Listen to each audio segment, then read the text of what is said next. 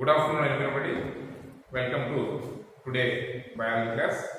Regarding 10th class, the first chapter nutrition, the food supply system. Already in previous periods, we have learned about the topics related to photosynthesis, especially mainly from the factors which are related for photosynthesis. So in previous class, I mean that in the previous period, we learned about the transfer section of leaf. When we observe the transfer section of leaf, especially in parasite parenchyma, it is having a more number of chlorophyll, more number of chloroplasts. Chloroplasts are present in more number in the parasite parenchyma. So now today we have to learn about the structure of chloroplast. The structure of chloroplast. Apart from that, the section, the transfer section of chloroplast diagram. When we observe the transfer section of this chloroplast, it should be appear like a pear-shaped structure. Pear-shaped structure. So it has been found that it is a triple membraned a sac-like structure. It is the outer layer, middle layer. The inner layer forms some stalks. These stalks are called as gram. So once again I repeat. So it has been found that it is a membranous structure. This is called as a chloroplast. So chloroplast is a cell organelle which is present exclusively in the plant cells. Which is present exclusively only in the plant cells. So most of the plants are autotrophs because of the reason is chloroplast is a type of plastid which is present only in the plant cells. So actually it is the kitchen of the cell. Yesterday I said that the leaf is a food factory. The exact location or the site of takes place of photosynthesis is a chloroplast. So it is having a disc-shaped structure or pear-shaped structure which is having a triple membrane. Triple membrane. Outer membrane, middle membrane, and the inner membrane forms stalks. So these stalks are called as grana. So I mean that the stalks of the inner layer is called as grana or granum, which is responsible for trapping of solar energy, which is trapping the solar energy during the daytime. I mean that when the sun rays falls on that chloroplast, it is the reaction center or photosynthetic pigments which takes light reaction, means trapping the solar energy. And the fluid-filled portion, is called as stroma. Actually, it is responsible for the site of some intermediate enzymatic reactions. So, grana is responsible for trapping solar energy, and stroma is a fluid-filled portion which is having some enzymatic reactions. Next, these are called as thylakoids. I mean that some oil droplets like structures. And after completion of the photosynthesis process, the glucose is converted into starch grain. Starch grain, it should be stored in the form of starch grain. Next, actually, the chloroplast and mitochondria, apart from that nucleus, it is having its own DNA. Mean that self or autonomous DNA, it is having its own DNA. This is the loop of DNA fragment. Next, in case of photosynthesis, plants synthesize not only carbohydrates, apart from the carbohydrates, or starch or glucose, proteins and fats also the plants can prepare by photosynthesis process. So lipid globules are also depositing this the chloroplast structure. So this is about the structure of chloroplast or the transfer section of chloroplast. Actually it is very important regarding SSC public examination point of view, 2 marks especially. So next goes to chlorophyll. So actually yesterday, I mean that in the previous class we learned about chlorophyll is nothing but a green color leaf. Who has given by the name Pelleter and Cavitio in 1817. So in 1817, Pelleter and Cavitio, who has isolated and are extracted from the green color portion. So they given the name chlorophyll. Next, Julius Van Sachs in 1883, he given the name of chloroplast. So chloroplast is a cell organelle which consists of chlorophyll is one of the pigments. Actually, the other pigments apart from the chlorophyll also the photosynthesis takes place. Actually, the chlorophyll is having one atom of magnesium ion. So, in case of hemoglobin, the iron molecules are there. Hemoglobin means Hb4, Fe2 plus Fe2 plus. Like this, iron is the molecule which is present in the hemoglobin. Like magnesium is atom or ion which are present in the chlorophyll. So chlorophyll A and chlorophyll B. So this is chlorophyll A, blue green in color. This chlorophyll B, which is present in a yellow and green in color. I mean that photosynthesis takes place in a red to blue color rays. Red to blue color rays. Actually, 250 to 400 pigments grouped in each granum is called as a light harvesting complex. So, in case of granum, 250 to 400 pigments grouped is called as a light harvesting complex or a photosynthetic unit in each granum. Next, so this is the structure of chlorophyll. Next, mechanism of photosynthesis. Next step is mechanism of photosynthesis. Actually, the mechanism of photosynthesis involves in two phases. First phase is a light dependent reaction or photochemical phase. The second phase is light independent reaction or biosynthetic phase.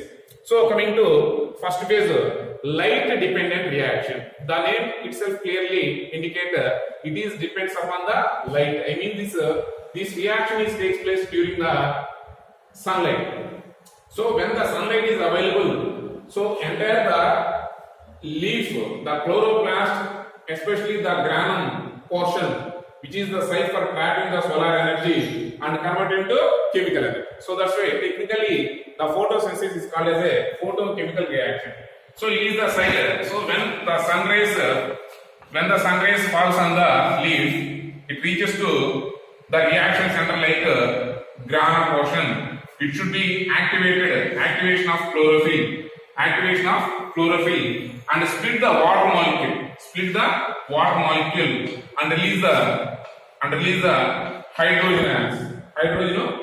So we will see in a stepwise manner. Actually, light reaction occurs in the grana of thylakoids. It is very clear. So step 1 is chlorophyll activation by trapping the solar energy. It is the first phase. The second phase is photolysis. Photo means here the sunlight. So whenever the sunlight falls on the leaf, it should be break down the water molecule. Already it was explained by Hills. So that's why it is called as a Hill reaction. So Hill reaction we can understand by that two process. One is one molecule of water is breakdown or splitting over. It can release the H plus protons plus hydroxyl ions. And after that, again it should be reformed to that water molecule, which is essential for the some internal process of metabolic process in the photosynthesis process. Afterwards, the oxygen gas is released into the atmosphere. If suppose we have to take two molecules of water, so 4 hydrogens, 4 electrons plus oxygen is released. So in the way, the end product of photolysis is oxygen. So here the next step is step 3, adenosine diphosphate or nicotinamine adenine dinucleotide phosphate. So these are in some inactive phase.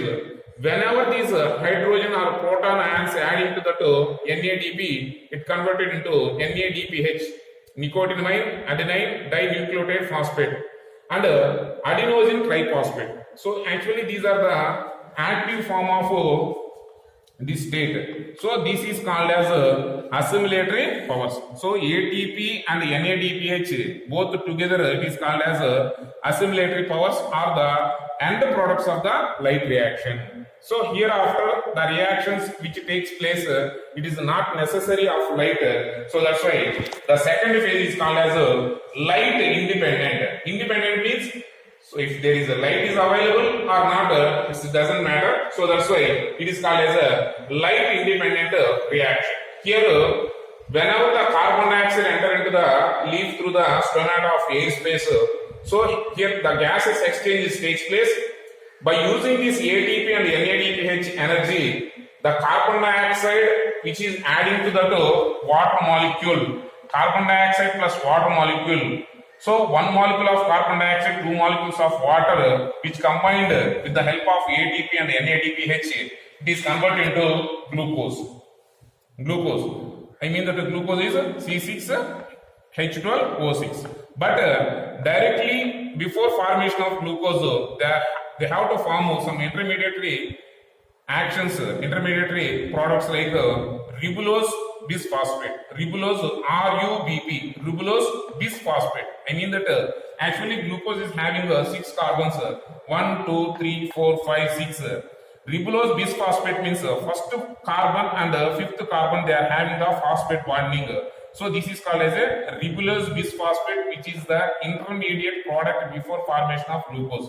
Finally, the glucose is converted into starch. So in the way, the plants during the daytime they have to form the glucose, during the night time they form to the starch. So like that, the photosynthesis, mechanism of photosynthesis takes place. So light reaction, it is also called as a photochemical phase, and light independent reaction, it is called as a biosynthetic phase.